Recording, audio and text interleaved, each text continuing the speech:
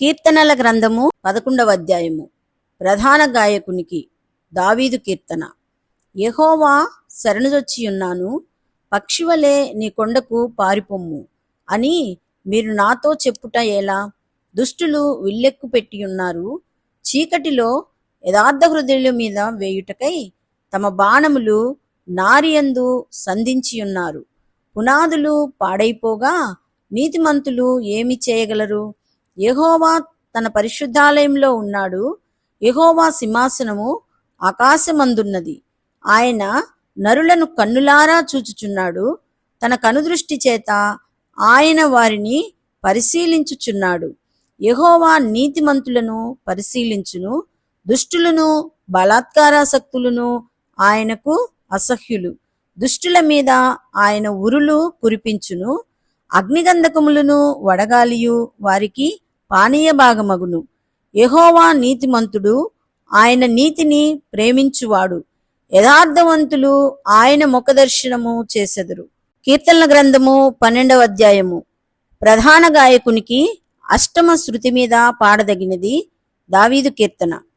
యెహోవా నన్ను రక్షింపుము, భక్తిగల వారు లేకపోయిరి, విశ్వాసులు నరులలో ఉండకుండా గతించిపోయిరి. అందరూ ఒకరితో ఒకరు అబద్ధములాడుదురు, మోసకరమైన మనస్సు గలవారై ఇచ్చకములాడు పెదవులతో పలుకుదురు. యెహోవా ఇచ్చకములాడు పెదవులన్నిటినీ, బింకములాడు నాలుకలన్నిటినీ కోసివేయును. మా నాలుకల చేత మేము సాధించెదము, మా పెదవులు మావి, మాకు ప్రభువు ఎవడని వారనుకొందురు. బాధపడు వారికి చేయబడిన బలాత్కారమును బట్టియు దరిద్రుల నిట్టూర్పులను బట్టియు నేనిప్పుడే లేచెదను. రక్షణను కోరుకొను వారికి నేను రక్షణ కలుగజేసెదను అని యెహోవా సెలవిచ్చుచున్నాడు. యెహోవా మాటలు పవిత్రమైనవి, అవి మట్టి మూసలో 7 మారులు కరగి ఊదిన వెండి అంత పవిత్రములు. యెహోవా, నీవు దరిద్రులను కాపాడెదవు, ఈ తరము వారి చేతిలో నుండి వారిని నిత్యము రక్షించెదవు.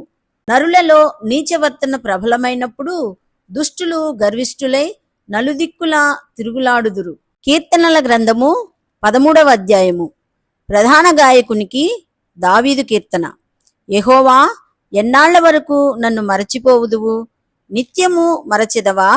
నాకెంత కాలము విముఖుడవైయుందువు? ఎంతవరకు నా మనస్సులో నేను చింతపడుదును? ఎంతవరకు నా హృదయములో పగలంతయు దుఃఖాక్రాంతుడనై ఉందును? ఎంతవరకు నా శత్రువు నా మీద తన్ను హెచ్చించుకొనును? యెహోవా నా దేవా, నా మీద దృష్టియుంచి నాకు ఉత్తరమిమ్ము. నేను మరణ నిద్ర నొందకుండను, వాని గెలిచి తిని అని నా శత్రువు చెప్పుకొనకుండను. నేను తూలిపోయి ఉండగా నా విరోధులు హర్షింపకుండను. నా కన్నులకు వెలుగిమ్ము. నేనైతే నీ కృపయందు నమ్మికయుంచియున్నాను. నీ రక్షణ విషయమై నా హృదయము హర్షించుచున్నది. యెహోవా నాకు మహోపకారములు చేసియున్నాడు, నేను ఆయనను కీర్తించెదను. యెహోవా నాకు మహోపకారములు చేసియున్నాడు, నేను ఆయనను కీర్తించెదను. కీర్తనల గ్రంథము 14వ అధ్యాయము. ప్రధాన గాయకునికి దావీదు కీర్తన. దేవుడు లేడని బుద్ధిహీనులు తమ హృదయములో అనుకొందురు, వారు చెడిపోయిన వారు అసహ్య కార్యములు చేయుదురు. మేలు చేయువాడు ఒకడునూ లేడు. వివేకము కలిగి దేవుని వెదకువారు కలరేమో అని యెహోవా ఆకాశము నుండి చూచి నరులను పరిశీలించెను. వారందరూ దారి తొలగి బొత్తిగా చెడియున్నారు.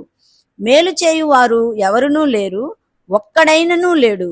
యెహోవాకు ప్రార్థన చేయక ఆహారము మ్రింగునట్లు నా ప్రజలను మ్రింగుచు, పాపము చేయు వారికందరికిని తెలివి లేదా? పాపము చేయువారు బహుగా భయపడుదురు. ఎందుకనగా దేవుడు నీతిమంతుల సంతానము పక్షమున ఉన్నాడు.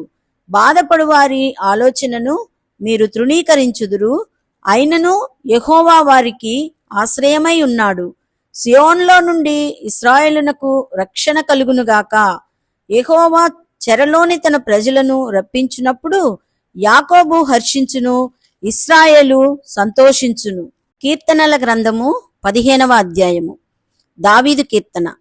యెహోవా నీ గుడారములో అతిథిగా ఉండదగిన వాడెవడు? నీ పరిశుద్ధ పర్వతము మీద నివసింపదగిన వాడెవడు? యథార్థమైన ప్రవర్తన కలిగి నీతిని అనుసరించుచు హృదయపూర్వకముగా నిజము పలుకువాడే. అట్టివాడు నాలుకతో కొండెములాడడు, తన చెలికానికి కీడు చేయడు, తన పొరుగువాని మీద నింద మోపడు. అతని దృష్టికి నీచుడు అసహ్యుడు.